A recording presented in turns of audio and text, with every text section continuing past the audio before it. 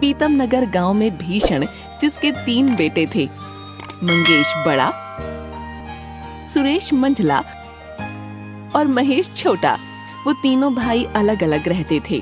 उन तीनों भाइयों की आपस में बिल्कुल नहीं बनती थी, इसलिए उनकी इस बात से उनके पिता भीषण बहुत परेशान रहते थे। अरे यार बिरजू, मैं ऐसा क्या करूं जिससे मेरे तीनों बेटे आपस में मिलकर रहें? यार तू कोई ऐसा उपाय सोच जिससे तेरे मरने के बाद भी तेरे ये तीनों बेटे मिलकर रहें।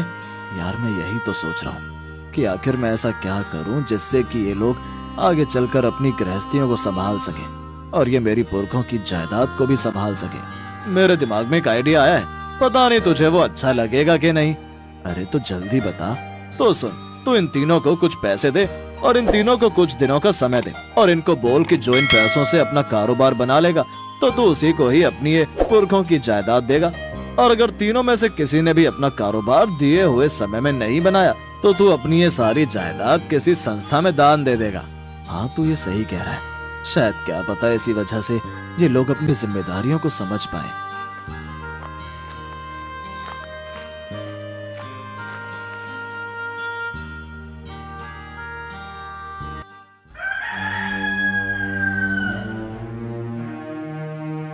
अगले ही दिन भीषण उन तीनों को बुलाता है और उनसे बोलता है, मैंने तुम तीनों को यहाँ एक बात करने के लिए बुलाया है। पिताजी, आपको अगर कोई बात करनी थी तो आप हम तीनों को एक एक करके बुलाकर अपनी बात बोल सकते थे।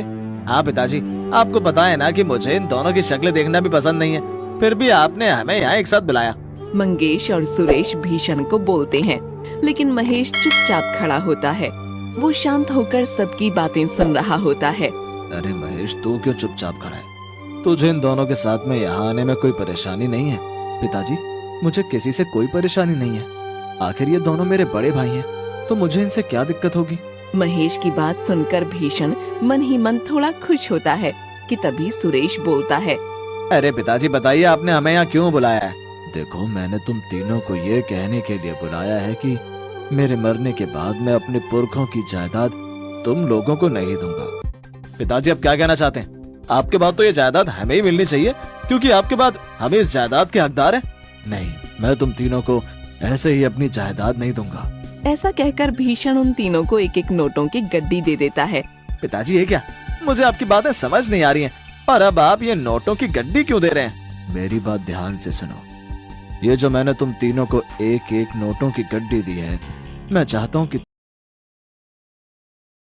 तुम लोग 6 महीनों में इन पैसों से अपना अलग अलग कारोबार खोलो, और जो अपना कारोबार खोलकर कामयाब बन जाएगा तो मैं उसे ही अपनी ये पुरखों की जायदाद दूंगा। और हाँ, अगर तुम तीनों में से कोई भी 6 महीने के अंदर कामयाब नहीं हो पाया तो मैं ये अपनी सारी जायदाद सरकारी संस्था में दे दूंगा। भीषण की बात सुनकर तीनों हैरान हो जाते हैं कि तभी सुरेश बोलता है, ऐसे कैसे पिताजी? अगर हम में से कोई भी कामयाब नहीं हो पाया तो आप ये हमारी सारी जायदाद किसी को भी दे देंगे और हम कुछ नहीं बोलेंगे? आपने ये सोच कैसे लिया? हाँ पिताजी, सुरेश सही कह रहा है। आप हमारे होते हुए किसी को भी हमारी ये जायदाद दे दोगे तो हम ऐसे ही इस जायदाद को जाने देंगे? हाँ, ये मेरा आखिरी फैसला है और मैं तुम तीनों को एक मौका दे रहा हूँ। अगर तुम लोग अपने अपने कारोबार में कामयाब हो गए तो मैं तुम तीनों में ये सारी जायदाद बांट दूंगा, और अगर तुम में से कोई एक भी कामयाब हुआ तो मैं उसे ये अपनी जायदाद दे दूंगा, नहीं तो मैं ये सारी जायदाद सरकारी संस्था में दे दूंगा। पिताजी, आप ये हमारे साथ अच्छा नहीं कर रहे हैं। मैं क्या कर रहा हूँ मुझे सब पता है। अब तुम लोग यहाँ से जाओ और अब मुझसे 6 महीने बाद आकर मिलना। चलो अब जाओ यहाँ से तुम तीनों। भीषण से ये सब सुनकर मंगेश और सुरेश गुस्सा होकर वहाँ से चले जाते हैं कि तभी महेश भीषण से बोलता है, पिताजी, आपके इस विश्वास को मैं टूटने नहीं दूंगा और अब से 6 महीने बाद ही मैं आपसे मिलूंगा। ऐसा कहकर महेश वहाँ से चला जाता है। अब वो तीनों भाई पैसों को लेकर भीषण के घर से निकल अपने अपने घर की ओर जा रहे होते हैं। मैं पिताजी को सबसे पहले कामयाब होकर दिखाऊंगा, जिससे कि पिताजी अपनी सारी जायदाद मेरे नाम पर कर दें। लेकिन मैं ऐसा क्या काम करूं?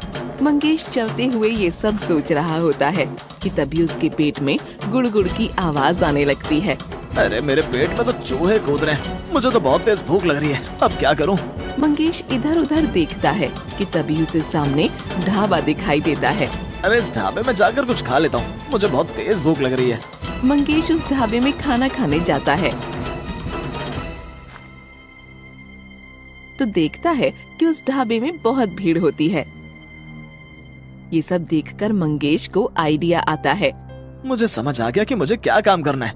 मैं अब इन पैसों से अपना एक ढाबा खोलूंगा। मंगेश ये सोच ही रहा होता है कि उधर सुरेश भीषण के दिए हुए पैसों को देखकर खुश होता है। अरे मुझे तो लगता है कि पिताजी हमें पागल बना रहे हैं। वो अपनी जायदाद संस्था में देने का बहाना कर रहे हैं। वो चाहते हैं कि मैं इन पैसों से अपना काम खोलूं। जब मेरे हिस्से में इतनी सारी जायदाद है तो मुझे कमाने की क्या जरूरत। मैं तो इन पैसों से अपने शौक पूरे करूंगा और वैसे भी पिताजी के बाद वो सारी जायदाद हम तीनों को ही मिलेगी। इधर सुरेश ये सब सोच रहा होता है और उधर महेश भीषण के दिए हुए पैसों को देखकर बोलता है। पिताजी ने इतने विश्वास के साथ मुझे ये पैसे दिए हैं। मैं पिताजी के विश्वास को टूटने नहीं दूंगा। मैं जल्द से जल्द अपनी एक साड़ियों की दुकान खोलूंगा।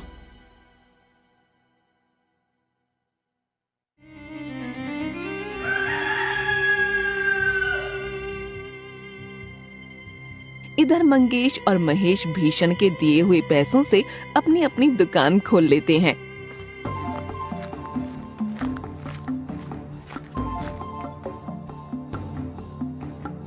और सुरेश उन पैसों को शराब में उड़ाता है।